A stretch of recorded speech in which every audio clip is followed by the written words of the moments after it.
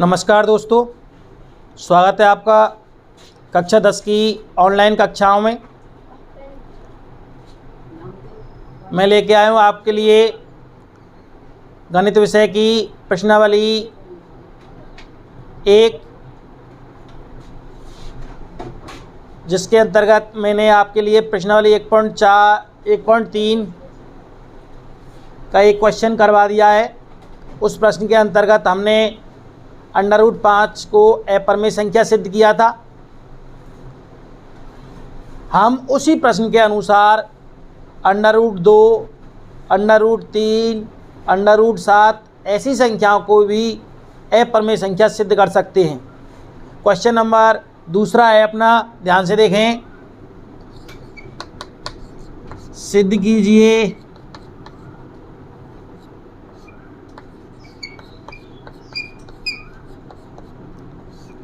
तीन प्लस 2√5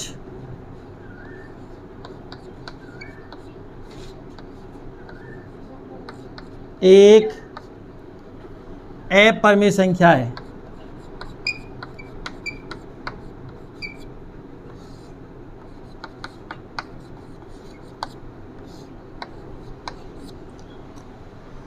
ध्यान से देखिए, अपने जो ये अपरिमेय संख्या सिद्ध करने वाले जो क्वेश्चन है वो दो तरीका के हैं। एक तरीका के जो प्रश्न हैं उनमें तो आते हैं √2, √3, √5। इन सब के लिए एक तरीका है। और इनके अलावा यदि √2 के साथ कुछ जुड़ा हुआ है, जैसे 3 √2, √3 के साथ जुड़ा हुआ है 5 माइनस √3, √5 के साथ जुड़ा हुआ है 2 √5 प्लस में 3, कुछ भी जुड़ा हुआ है, ऐसे प्रश्नों के लिए अलग तरीका है। ध्यान दें कि हम जो √5 है उसको अपरिमेय संख्या सिद्ध कर चुके हैं। तो ध्यान से देखिए, मैंने एक तरीका बताया था आपके लिए कि किसी भी संख्या को अपरिमेय सिद्ध करने के लिए सबसे पहले हम उसे परिमेय मान लेते हैं। क्या मान लेते हैं? परिमेय। जैसे क्वेश्चन अपना सिद्ध कीजिए 3 + 2 √5 एक अपरिमेय संख्या है। तो इस प्रश्न में हम सबसे पहले जो दी गई संख्या है उसको हम परिमेय मान लेते हैं। माना 3 + 2 √5 एक परिमेय संख्या है। एक परिमेय संख्या है। अब ये संख्या जब परिमेय है तो परिमेय संख्या की जो फॉर्मेलिटीज है उनको पूरा करेगी।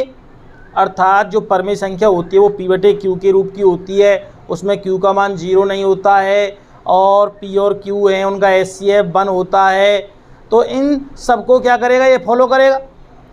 तो 3 + 2 √5 है, इसको हम किसके बराबर मान लेते हैं? P/Q के बराबर। किसके बराबर मान लेते हैं? P/Q के बराबर। जब ये परिमेय संख्या है, 3 + 2 √5 क्या है? परिमेय संख्या है, तो यह P/Q के रूप की होगी। और भी जहाँ पे P व Q क्या होते हैं?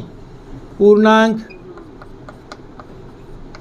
और जो Q का मान है वो बराबर नहीं होगा किसके? 0 के। और P और Q का HCF क्या होगा? 1। सारी बातें आपको याद रखनी है, लिखनी है। अब देखिए यहाँ पर जो √5 है इसको तो हम जानते हैं कि यह क्या है? अपरिमेय संख्या है। √5 तो क्या है? अपरिमेय संख्या है। तो √5 को तो हम यहीं पे रहने देंगे और सबका क्या कर लेते हैं? पक्षांतरण कर लेते हैं, ट्रांसफ़र कर देते हैं सबको। देखिए ध्यान से, मैंने लिख दिया यहाँ पर पक्षांतरण करने पर। पक्षांतरण करेंगे तो 2 √5, पहले हमने प्लस के 3 का पक्षांतरण किया तो ये आ गया P/Q - 3। अब हम √5 की वैल्यू निकालेंगे तो √5 बराबर आएगा P/Q - 3 बटे में कितना आ जाएगा? 2। बटे में कितना आ जाएगा? 2। मैं आपको बता दूं बेटाओ कि ये P और Q क्या हैं? पूर्णांक। P और Q क्या हैं? पूर्णांक। और पूर्णांकों से बनी संख्या में से यदि मैं 3 घटाऊं तो भी हमें क्या प्राप्त होंगे? पूर्णांकों के रूप में भिन्न संख्या प्राप्त होगी। और 2 का भाग देंगे, तो यानी कंप्लीट यहाँ पे सभी जो हैं वो पूर्णांक ही रहेंगे। क्या रहेंगे? पूर्णांक। और मैं आपको बता दूँ, पूर्णांक में पूर्णांक का भाग देने पर या पूर्णांक को जोड़ने पर या घटाने पर जो प्राप्त संख्या होती है वो परिमेय ही होती है। कैसी होती है? परिमेय। जैसे मैं बात करूँ, जैसे P/Q है, इसके स्थान में मान लीजिए 2/3 होता। P/Q के स्थान में क्या होता? 2/3। और उसमें से हम कितना घटाते? 3 घटाते। LCM कितना आ गया? 3, 3 से 3 कट गया, कितना आ गया? 2 माइनस 3 तिया 9, 2 में से 9 गए तो माइनस के 7/3। अब देखो बेटा, अभी भाग और देना है कितने का? 2 का। 2 का भाग भी दे दिया, -7, 3 दूनी कितने हो गए? 6। बताओ जो प्राप्त संख्या है हल करने पर ये भी परिमेय संख्या है कि नहीं है? कुल मिला के ये P/Q माइनस 3/2 है। ये कंप्लीट जो संख्या है वो कैसी है? परिमेय संख्या है। कैसी संख्या है? परिमेय संख्या है। तो मैं लिख देता हूं, चूंकि P/Q माइनस 3/2 एक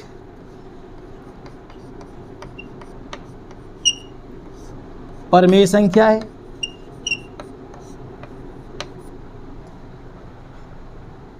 चूंकि एवं हम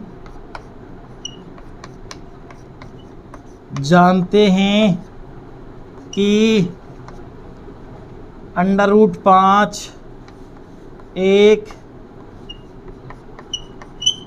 कैसी संख्या है? अपरिमेय संख्या है। √5 को तो हम जानते ही हैं, कैसी है? ये अपरिमेय संख्या है। और ये वाली संख्या कैसी है? परिमेय संख्या है। क्या आप बताओ कि ये परिमेय और अपरिमेय दोनों कभी बराबर हो सकती हैं क्या? परिमेय की परिभाषा और अपरिमेय की परिभाषा क्या समान होती है? नहीं, असमान होती हैं। इसका मतलब ये दोनों समान नहीं हो सकती। मैं लिख दूंगा कि अतः जो √5 है वो बराबर नहीं होगा किसके? P/Q माइनस 3/2 के। तो ये वाली कंडीशन हमारी क्यों प्राप्त हुई है? इसका मतलब हमने जो मान्यता की थी वो क्या है? हमारी गलत है। अर्थात हमारी मान्यता गलत है। हमारी मान्यता क्या है बेटा? गलत है। जब ये दोनों मान समान नहीं आ रहे और हम इनको समान लेके चले थे और ये समान नहीं आ रहे थे, इसका मतलब हमने जो 3 + 2 √5 को परिमेय माना था वो क्या है? गलत है। यानी ये परिमेय नहीं होगी। कैसी होगी? अपरिमेय होगी। हम लिख देंगे इसलिए 3 + 2 √5 एक अपरिमेय संख्या है। एक अपरिमेय संख्या है। यही हमें क्या करना है? सिद्ध करना है। हम कर सकते नहीं कर सकते? आसान प्रश्न है, सीधी सी बात है। जब हमारी जो √5, √2, √3 इस प्रकार की कोई संख्या के साथ में अन्य कोई संख्या गुना या प्लस में जुड़ी हुई आती है तो हम वहाँ क्या करते हैं? पक्षांतरण करते हैं। √ वाली संख्या उसको एक तरफ ले लेंगे और बाकी जो संख्याएं हैं, पूर्णांक संख्याएं, उनको दूसरी तरफ ले लेंगे। हम कह देंगे कि जो बिना √ वाली संख्या है वो तो क्या होगी? परिमेय। और जो √ वाली संख्या है उसको हम जानते हैं वो कैसी होगी? अपरिमेय। और ये दोनों कभी संभव है, ऐसा संभव नहीं है कि ये दोनों क्या हो? समान हो। ये अपरिमेय और परिमेय कभी भी समान नहीं होती हैं। और ऐसा किस कारण हुआ है? ऐसा विरोधाभास क्यों उत्पन्न हुआ है? यानी कि हमारी जो मान्यता थी वो क्या थी? गलत थी। हमने गलत मान लिया था। अब इसका मतलब ये परिमेय नहीं होगी। ये कैसी संख्या है? ये अपरिमेय संख्या। 3 + 2 √5 क्या है? अपरिमेय संख्या। इसके बाद में अगला क्वेश्चन नंबर 3, ध्यान से देखें। देखिए क्वेश्चन नंबर 3, अगला क्वेश्चन है, सिद्ध कीजिए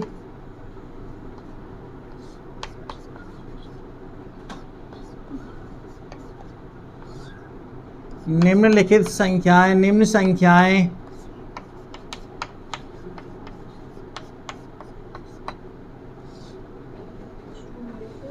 अप्रमेय हैं।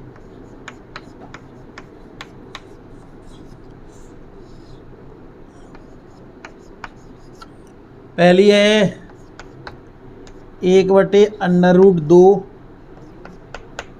दूसरी है 7/5 और तीसरी है 6 + √2। इन संख्याओं को हमें अप्रमेय संख्या सिद्ध करना है। एक बार बिटाओ, ध्यान से सुने मेरी बात। ये बिल्कुल नॉर्मल प्रश्नावली है। अप्रमेय संख्या सिद्ध कर रहे हैं अपन। अप्रमेय के लिए मैंने आपको बताया था कि जो बेसिक होता है अपने √2, √3, √5, उनके लिए एक प्रकार से हल करेंगे और इन सब को एक प्रकार से हल करेंगे। इनका एक ही तरीका है कि जब अंडर वाली संख्या जो है √2, √3, √5 के साथ में कुछ भी मिले तो हम वहाँ पक्षांतरण करके और प्रश्नों को हल कर लेते हैं। ध्यान से देखें। पहला है 1/√2 को क्या करना है, अप्रमेय संख्या सिद्ध करना है। सबसे पहले मैं मान लेता हूँ, माना मैंने क्या बताया था आपके लिए कि कोई भी अप्रमेय संख्या सिद्ध करवाता है तो पहले हम उसको परमेय संख्या मान लेते हैं। क्या मान लेते हैं? परमेय संख्या। माना 1/√2 एक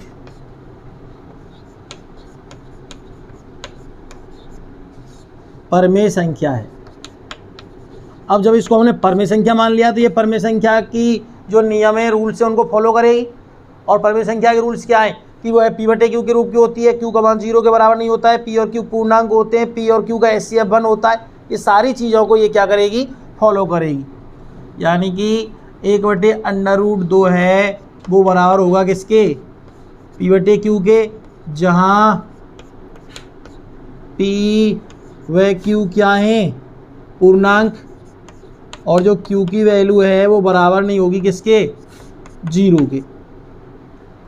अब हम क्या देख रहे हैं बेटा यहाँ पर कि बटे में क्या दे रखा है, अंडर रूट दे रखा है। बटे में क्या दे रखा है, अंडर रूट। और हर में से अंडर रूट हटाने के लिए एक विधि का उपयोग किया जाता है जिसे हम परमेयकरण विधि कहते हैं। क्या कहते हैं, परमेयकरण विधि। और परमेयकरण विधि में किया जाता है। परमेयकरण हम कैसे करते हैं, ध्यान से देखें बेटा। जैसे कहीं पे मिल गया 1/√3, जब हम परमेयकरण करते हैं तो जो हर में जो संख्या लिखी होती है उसके संयुग्मी का गुना उस संख्या के अंश और हर में करते हैं। किसका गुना, संयुग्मी का। अब √3 है तो हम -√3 का गुना ऊपर और नीचे कर देंगे। ठीक है, माइनस से माइनस कटेगा। √3 गुना 1 से किया तो √3 और √3 गुना √3 से किया तो 3। परमेयकरण का मुख्य उद्देश्य होता है हर में से अंडर रूट हटाना। तो मैं यहाँ पर लिख देता हूँ, परमेयकरण करने पर, परमेयकरण करने पर 1/√2 है, इसमें हम ऊपर नीचे √2 का गुना कर देंगे। किसका गुना कर देंगे, √2 का, बराबर में P/Q, बराबर में P/Q। √2 गुना 1 से किया तो क्या आ गया, √2, और √2 गुना √2 से किया तो कितना आ गया, 2, बराबर में P/Q, बराबर P/Q। √2 का मान निकालेंगे तो √2 बराबर, ये 2 कहाँ है, भाग में, ये दूसरे पक्ष में जाएगा तो ये 2P में क्या आ जाएगा, Q आ जाएगा, 2P/Q। ध्यान से देखें बेटा,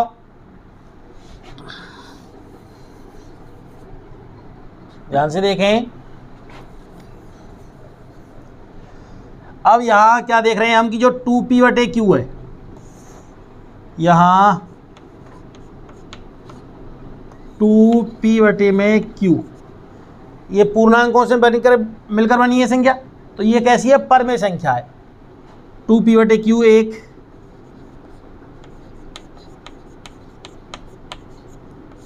परमेय संख्या है। जब ये परमेय संख्या है तो ये वाली परमेय संख्या तो √2 भी क्या होनी चाहिए, परमेय होनी चाहिए। और बराबर है तो, लेकिन ऐसा नहीं है, क्योंकि हम जानते हैं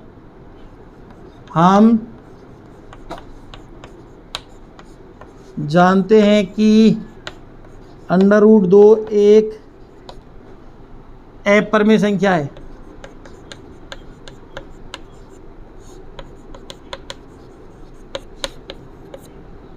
अतः जो अंडर रूट 2 है वो बराबर नहीं होगा किसके, 2/2p/q के। इसका मतलब यहाँ एक विरोधाभास उत्पन्न हो रहा है कि जो हमारी कल्पना है वो क्या है, गलत है। इससे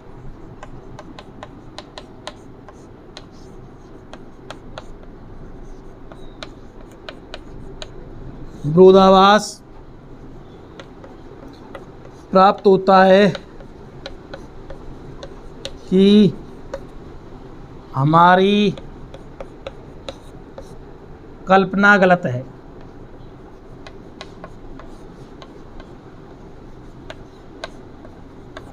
अतः जो हमने मान्यता की थी वो क्या है, गलत है। इसका मतलब जो अपनी संख्या जो पर में मानी थी वो पर में नहीं, कैसी होगी, इसलिए 1/√2 एक जो हमने पर में मानी थी वो पर में नहीं होगी, क्या होगी, एक अपरिमेय संख्या होगी, एक अपरिमेय संख्या होगी। कर लेंगे आसानी से। अगला क्वेश्चन देखें, इसका दूसरा।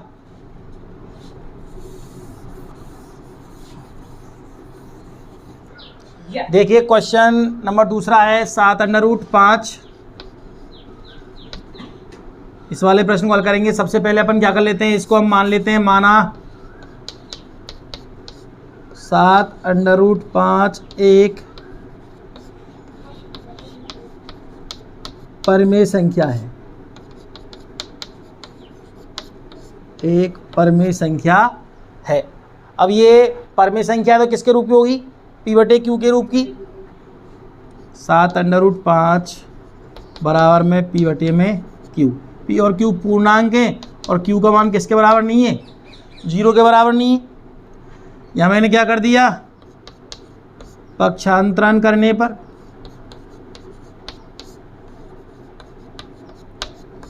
पक्षांतरण करेंगे तो अंडर√5 इधर रह गया, गुना में 7 था, ये कहाँ चला गया, बटे में p/में कितना आ जाएगा, 7q। हम यहाँ क्या देख रहे हैं कि ये वाली संख्या तो कैसी है, परिमेय, और ये कैसी है, अपरिमेय। क्या ये दोनों बराबर हो सकती हैं, नहीं हो सकती। इसका मतलब हमारी कल्पना क्या है, गलत है। इसका मतलब ये परिमेय नहीं, कैसी होगी, अपरिमेय संख्या। सीधा सा है, लिख देंगे, चूँकि p/में 7q एक परिमेय संख्या है,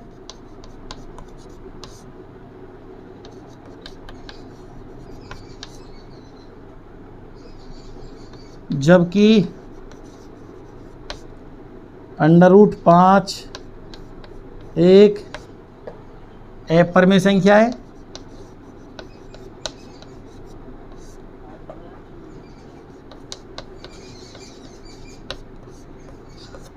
अब जब ये परिमेय और ये अपरिमेय, तो ये दोनों क्या नहीं होंगी, समान नहीं होंगी।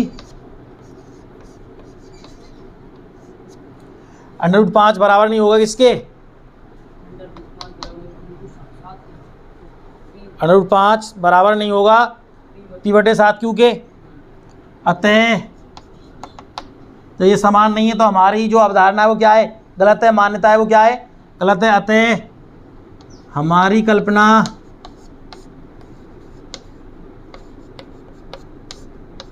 गलत है। इसलिए 7√5 एक अपरिमेय संख्या होगी।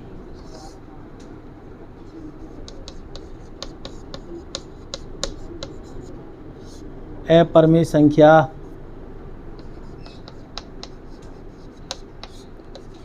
होगी।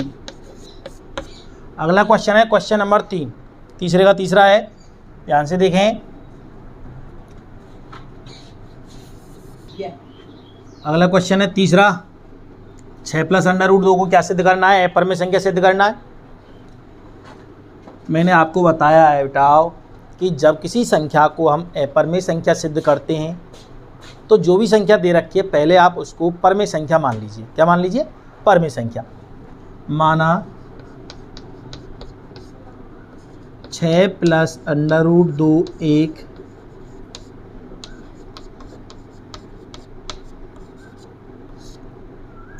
परमेय संख्या है।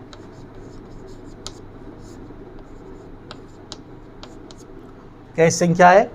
परमेय संख्या है। अब वो परमेय संख्या है तो आप परमेय संख्या की परिभाषा जानते हो कि संख्या किसके रूप की होनी चाहिए? पी बटे क्यू के रूप की। तो जो संख्या दे रखी है 6 प्लस में अंडर रूट 2, मैं इसे किसके बराबर मान लूँगा? पी बटे क्यू के रूप में। पी और क्यू क्या होते हैं? पूर्णांक। और क्यू का मान किसके बराबर नहीं होना चाहिए? 0 के। और जो भी इसका HCF है पी और क्यू का वो भी क्या होना चाहिए? 1 होना चाहिए।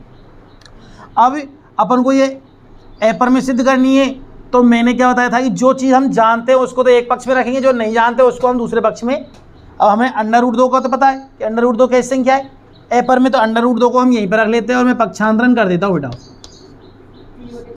पक्षांतरण करने पर अंडर रूट 2 तो मैंने यहीं पर रख लिया। ये 6 प्लस का है, दूसरे पक्ष में पक्षांतरण करेंगे तो पी बटे में क्यू माइनस के हो जाएंगे 6। माइनस कितने हो जाएंगे? 6। अब आपको पता चल रहा होगा कि यह पी क्यू 6 ये सभी पूर्णांकों से बनी एक संख्या है, और पूर्णांकों से बनी कोई संख्या होती है वो क्या होती है? परमेय संख्या होती है। क्या होती है? बस एक ही रूल है कि हर में क्या नहीं आना चाहिए? 0 नहीं आना चाहिए। हर में क्या नहीं आना चाहिए? और यहाँ हर में 0 नहीं आ रहा है क्योंकि क्यू का मान है वो किसके बराबर नहीं है? 0 के बराबर नहीं है। इसका मतलब ये वाली संख्या कैसी है? परमेय है, और ये वाली संख्या कैसी है?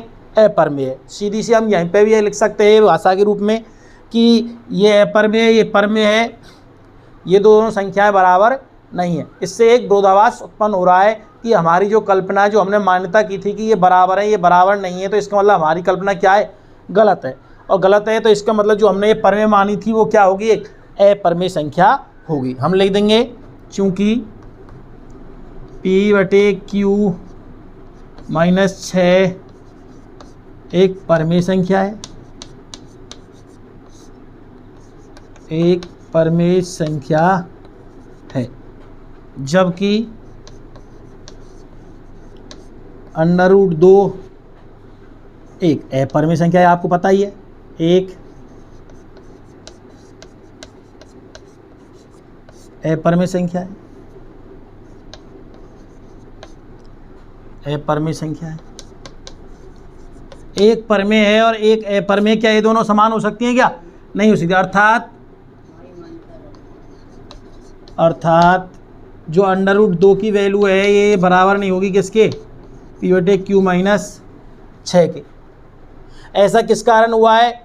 जो हमने मान्यता की थी इसको परमेय माना था वो क्या था? मिथ्या थी, गलत था। अतः हमारी मान्यता गलत है। हमारी जो हमने मान्यता की थी या कल्पना की थी, जो माना था अपन ने, वो क्या है? गलत है। इसलिए कौन? Under root 6 plus under root 2 परमेय नहीं, कैसी संख्या होगी? अपरमेय संख्या। 6 प्लस अंडर रूट 2 एक अपरमेय संख्या होगी। अपरमेय संख्या होगी। नॉर्मल रूप में हम इस प्रकार से प्रश्न हल कर सकते हैं। एक क्वेश्चन और बताता हूं मैं आपके लिए इन्हीं प्रश्नों पर आधारित अपरमेय संख्या का, अपरमेय संख्या पर आधारित प्रश्न बोर्ड कक्षा में आया था। एक बार अपरमेय संख्या सिद्ध करने के लिए कि सिद्ध कीजिए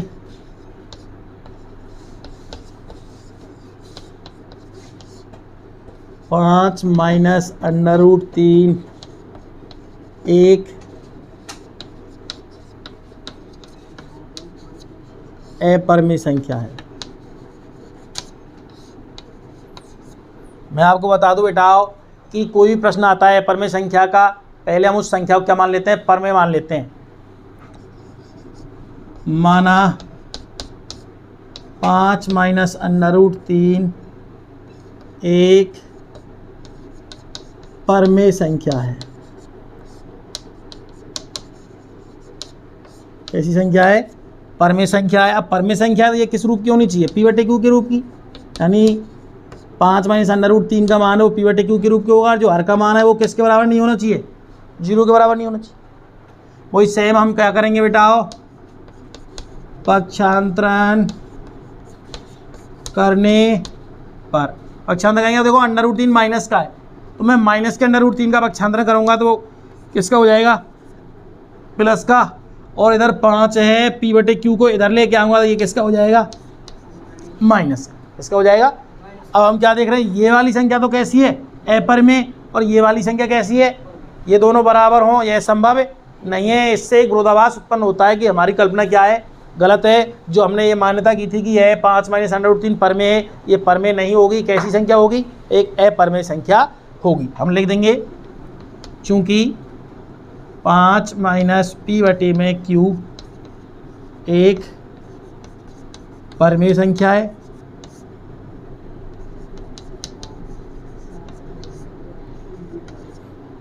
जबकि अंडर रूट 3 अपरमेय है। अर्थात जो 5 माइनस पी बटे क्यू है ये बराबर नहीं होगा किसके? अंडर रूट 3 के। एक परमेय और अपरमेय संख्या कभी भी क्या नहीं हो सकती? समान नहीं हो सकती। अब ये बराबर नहीं है तो ये अर्थात अतः हमारी जो कल्पना है वो क्या है? गलत है। अतः हमारी कल्पना गलत है। इसलिए जो हमने कल्पना की थी वो परमेय नहीं होगी। कैसी होगी? 5 माइनस अंडर रूट 3 एक अपरमेय संख्या होगी। अपरमेय संख्या होगी। इस प्रकार से हम अपरमेय संख्या के जो प्रश्न हैं उनको हम आसानी से हल कर सकते हैं। आज की कक्षा में बस इतना ही। अगली प्रश्नावली 1.4 हम नेक्स्ट क्लास में पढ़ेंगे। धन्यवाद।